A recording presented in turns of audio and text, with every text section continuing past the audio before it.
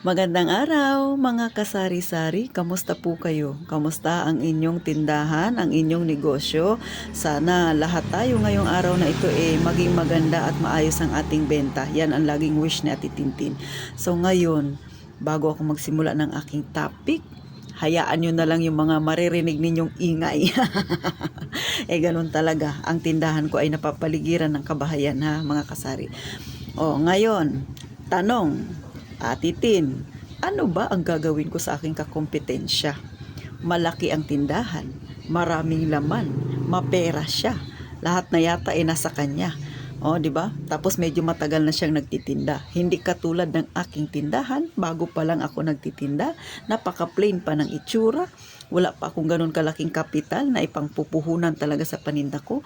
Medyo kaunti pa ang laman, hindi pa ako ganun kakilala ng aking mga customer. Wala pang pumapansin sa akin. Ano ba ang gagawin ko? Hindi ko rin alam. Char. Syempre, tutulungan kayo na titintin yan. Huwag kang mag-alala, problema ko rin yan. Ito ay para sa mga baguhan pa lang na may tindahan at sa mga wala pang tindahan dyan na nag-i-scroll tapos napadako kayo sa aking channel. Sana makatulong ako sa inyo mga kasari. Pero syempre bago ko sagutin yan, pa-subscribe naman kung mga kasari. Lambing na lang ni Ate Tintin ha. Para syempre dumami-dami pa tayo makinabang ng mga ganitong topic na makakatulong sa atin, sa ating maliit na negosyo. So eto na ang kasagutan ni Ate Tintin. Siyempre, wala kang gagawin sa iyong kakompetensya. Ang gawin mo, doon ka mag-focus sa iyong tindahan. Di ba? Wala ka nang magagawa. Kung datihan na siyang nagtitinda, marami na siyang naitinubo, di ba? Malaki na yung tindahan niya. Ang gawin mo, mag-focus ka sa sarili mong tindahan. Huwag kang tumingin sa tindahan ng iba. Sa tindahan mo, ikaw tumingin. Una, syempre pagka-play ng yung tindahan, sikapin mo na ayusin ang yung tindahan. Kahit na katulad sa akin na wala pang pintura. Pero ang ginagawa ko para maging maayos tingnan ng aking tindahan, sa labas naglalagay ako ng mga chichirya. Di ba alam niyo ba yung mga sabitan ng mga underwear pag naglalaba ka, yung bilog, di ba? Mga sabitan ng mga kung ano-ano pag nang isasampay mo. Ganon yung ginawa ko. Naglagay ako ng ganon, doon ko sinabit yung mga chichirya ko. Tapos ano sila? Dalawa, dito sa kabila yung isa, dito sa kabila yung isa. Tapos sa gitna, meron akong yung hanger na may mga ipit-ipit. Naglalagay din ako ng chichirya. Yung mga chichirya kong malaki doon naman nakaipit. So para maging maganda siya tingnan mga kasari. Tapos sa harapan, may mga candy ako. Ito yung harap ko ay panay grupo ng candy. Ito yung panay grupo ng mga sibuyas, kamates. So nasa sa inyo po yan sa paglalagay ninyo kung paano ninyo i-disenyo ang inyong tindahan. Bagamat wala pang pintura pero nasa pag-aayos yan para maging kaakit-akit tingnan kay customer mga kasari. Hindi naman kailangan maging mahal ang iyong ipapang-ayos sa iyong tindahan mga kasari. Kung ano lang yung meron kapag tiyagaan mo lang. Pangalawa, syempre dapat maging malinis ka sa iyong tindahan. Ang mga ikukwento ko sa inyo or sasabihin ko sa inyo ay na-topic ko na ito sa iba ko pang vlog. Pero syempre sa mga baguhan pa lang dyan na ngayon pa lang nakakapanood kay Titintin, sana ay malaking tulong ito sa inyo lalo na sa mga nagsisimula pa lang ng kanilang tindahan. So ganun mga kasari na maging organized ka sa yung tindahan para syempre maganda tingnan. Maglagay ka ng mga kung ano-anong mga bagay dyan na attractive kay customer. Katulad ako, may plato ako na pahaba na ganyan, kahaba siya, ganyan. Doon ko nilalagay yung 5 kilong bigas, tagi 1 kilo, tagi 1 kilo. 5 kilong bigas yan sa harapan ng tindahan ko para lang magkaroon siya ng laman.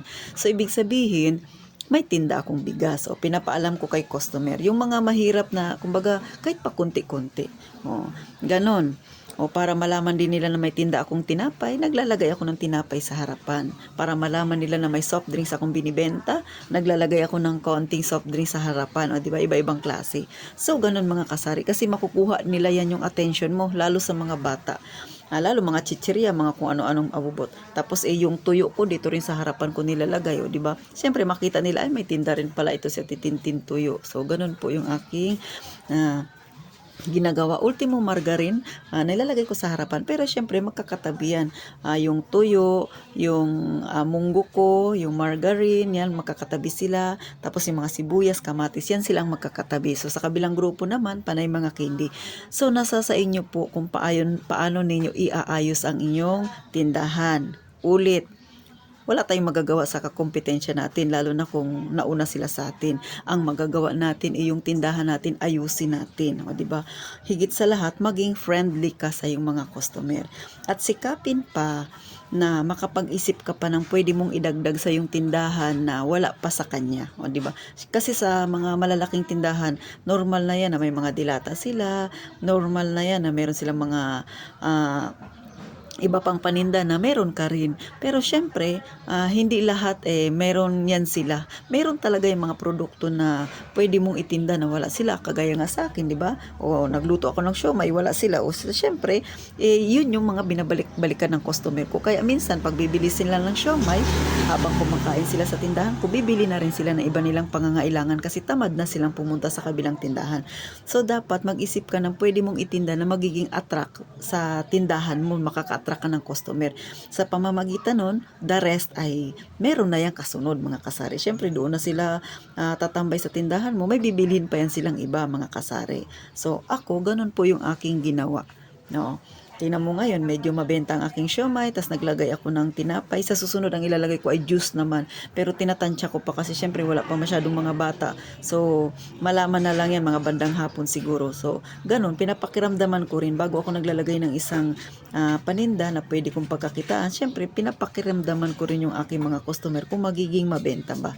So, ganun ang aking ginagawa, mga kasari. Katulad sa akin, may mga uling ako. Sa kabilang tindahan ay may uling din naman siya.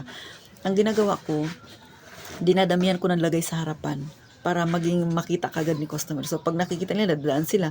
Minsan imbis na didiretso, nakita nila may uling pala akong tinda na medyo marami-rami. So, dito na sila bumibili. So, ganun mga kasari. Kumbaga, haharangin mo sila. Magkaroon ka ng paninda na wala doon sa kabila na pwede namang makakuha ng atensyon ni customer. So, ganun po yung aking ginagawa, mga kasari. At syempre pa, kung maliit pa yung iyong tindahan, sabi ko nga, tapos may bibili sa'yo na customer, tapos wala kayong paninda na hinahanap niya, huwag mong sasabihin na wala. Sabihin mo meron, na ubos lang. So, ganun po yung aking technique. So, sana makatulong ito sa inyong mga kasari, lalo na sa mga baguhan dyan, mga kasari. Bagamat simpleng kwentuhan lang ito, pero alam ko, yung iba medyo struggle din.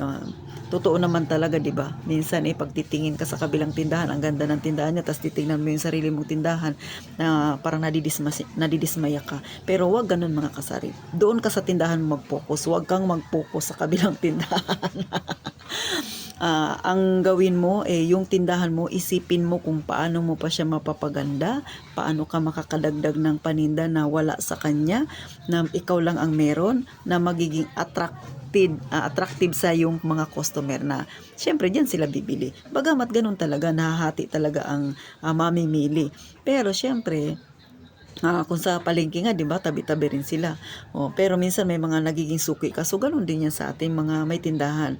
Ganun din sa mga customer natin. Pagka nakita nila na may mga paninda ka na okay naman sa kanila, sa palagay nila, tapos medyo mura pa, doon yan sila bibili sa'yo. Pero, siguraduhin lang kung yan ang magiging labanan mo na medyo magpapababa ka, dapat kikita ka pa rin. Huwag ka masyadong magpababa ng presyo, tapos wala ka na palang kita. Gusto mo lang magkaroon ka ng customer, pangit din yun, nagpapagod ka lang tapos wala kang kikitain.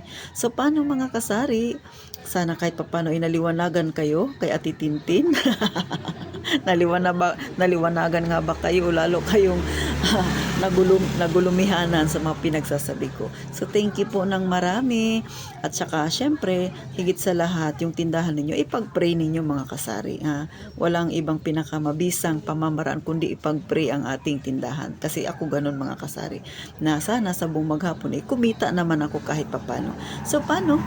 Wala na akong ibang masasabi kundi mag-iingat kayong palagi, mga kasari.